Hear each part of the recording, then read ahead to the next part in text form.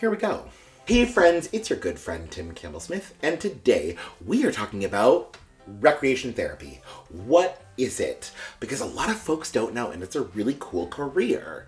This came up in my career exploration journey when I was trying to figure out, like, what are my next steps? What am I going to go into? And it's a relatively new health field. When I was reading, because yes, I'm a huge nerd, and I went down the rabbit hole of like reading journal articles about the career and the profession.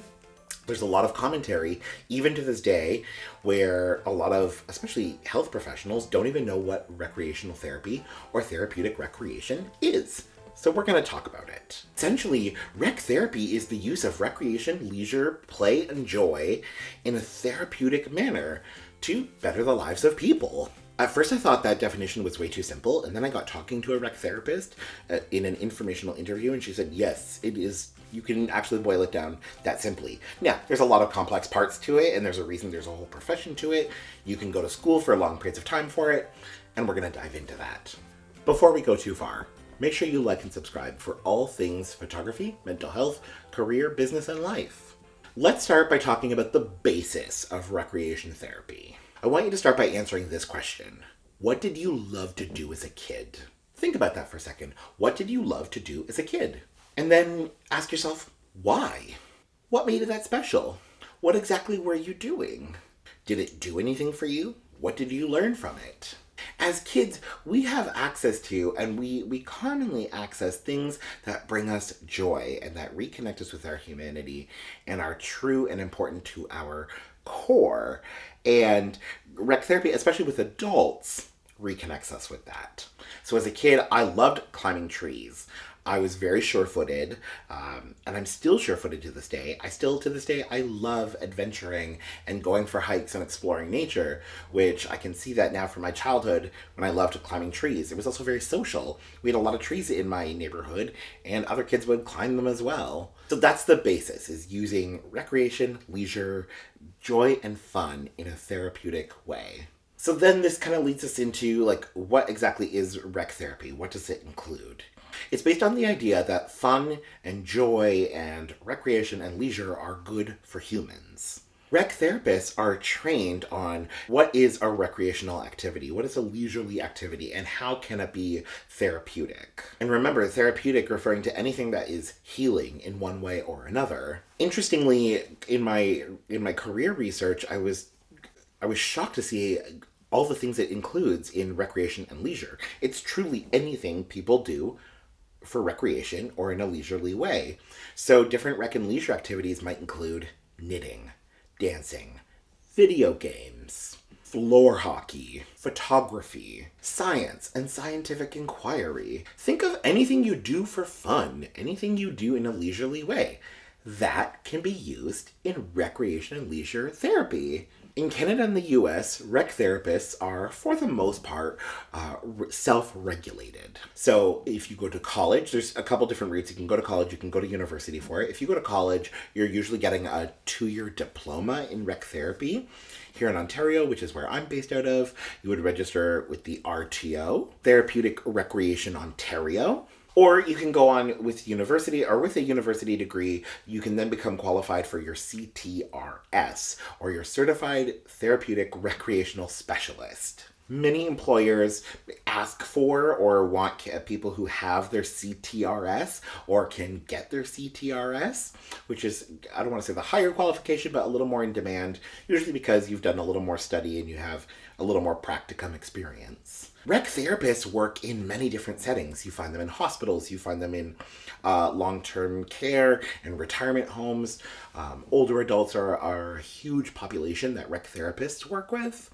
You also find them in inpatient facilities serving, populations with mental health struggles or mental illness. They work with folks with disabilities, they work in community organizations, and technically you can freelance. I did find some rec therapists who freelance, who have their own companies, though that's actually pretty rare, which I found surprising. Something cool that I found, and I want to kind of pique your interest with, are the types of activities that rec therapists do. So you have anything that involves recreation and leisure, but then those activities break down into different domains. So you have activities that involve cognitive function, social function, psychological function and skills, physical skills, or activities that have multiple components. Now, we're going to get to this in a little bit, but remember, it's always client-led. So whatever a client has experienced or wants to work on, that is what the rec therapist will prioritize working on and developing. So, for example, if you had a cognitive event or you have cognitive concerns, say someone experienced a stroke, they may struggle with thinking and thought processes. That may cause them to get frustrated, to get angry, or to become sad.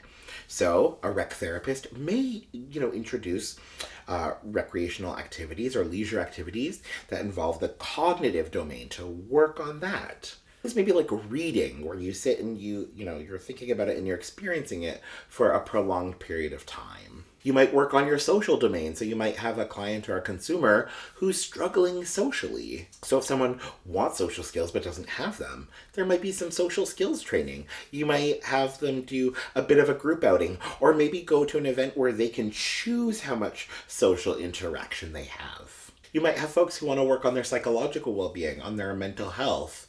I saw some really cool exercises around involving art.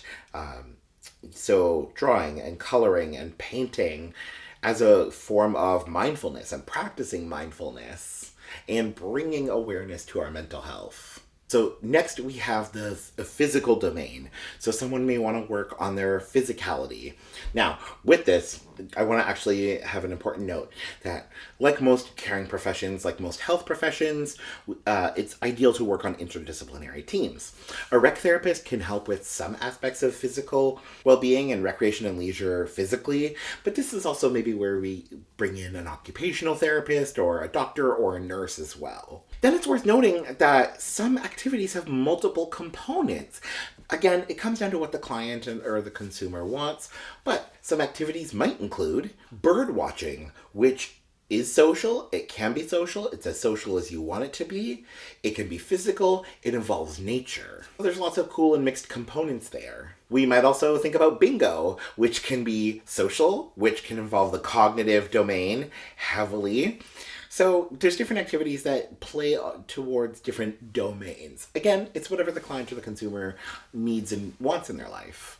All of this brings really to our attention the fact that the profession is dictated by a philosophy of client-centered care, where it's about the client, it's client-directed often. So whatever their goals are, whatever they're working on, that's what the rec therapist will work with them to develop and to improve. And overall look at, improvement of life.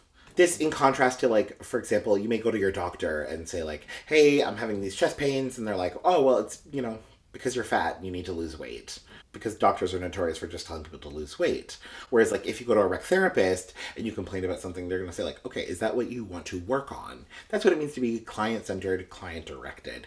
It's all about the person and what they want, and how rec and leisure may benefit their life. Joy, leisure, and activity can help people in basically every domain of life. But then that kind of brings us to the question of how? How can it be therapeutic?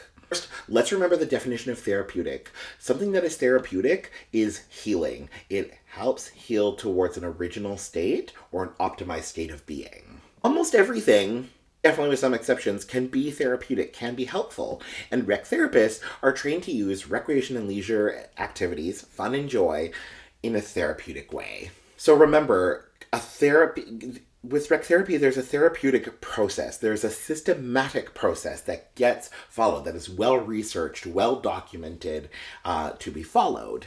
Rec therapy is therapeutic in that it is planned, it is coordinated, it uses best practices, is research, it is systematic in how it works and how it can heal people and be therapeutic. For therapy or therapies, we focus on interventions, what we call interventions. Now that kind of sounds fancy, but an intervention is basically just something you do in response to something to achieve a goal.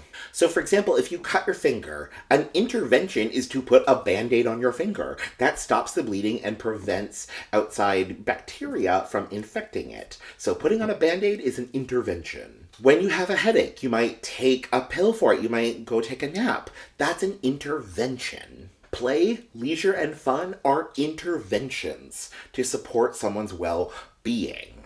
And rec therapists are trained to understand and to share and to facilitate with others and in others how these play-based activities, these leisurely activities, these recreational activities can be therapeutic, where the recreational activity, the leisurely activity, is an intervention.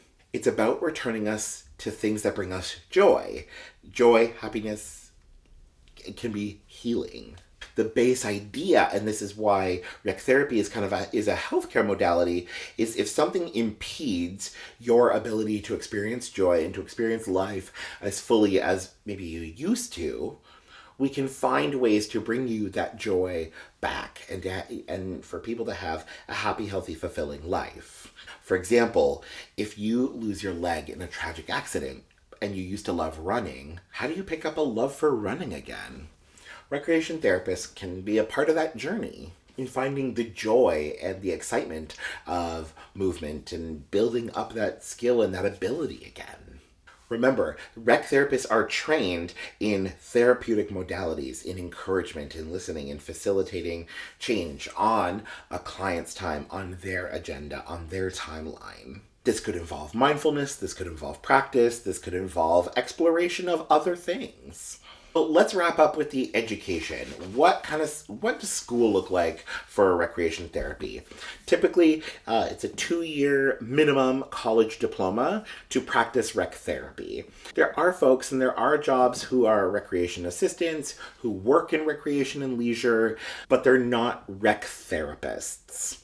That you don't need usually you don't need a college diploma for. You don't need any higher education. But to be a rec therapist, minimum, we're looking at a 2-year college diploma. You can also do degrees. There are degrees in therapeutic recreation, recreation and leisure therapy, and related modalities, but just make sure that it's kind of the field you want to get into, and check if it leads to your CTRS designation, that higher designation that many employers look for.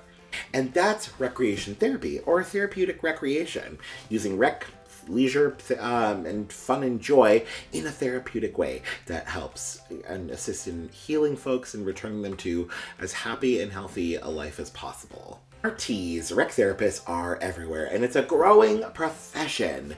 We don't always need, I would say, and especially because I think about mental health a lot, we don't have to just go to talk therapy. We don't just need medication. We don't need to lay in bed and just accept our fate sometimes. Sometimes maybe the most helpful thing we can do is have fun, experience joy, and go play and engage in recreational and leisurely activities. Comment and let me know. Do you have any questions about recreational therapy? I've gone down a lot of deep rabbit holes. I think this is such a cool profession, and I'd love to keep the conversation going. As always, make sure you like and subscribe for all things mental health, career, business, school, and life. Otherwise, we'll chat soon. Bye for now.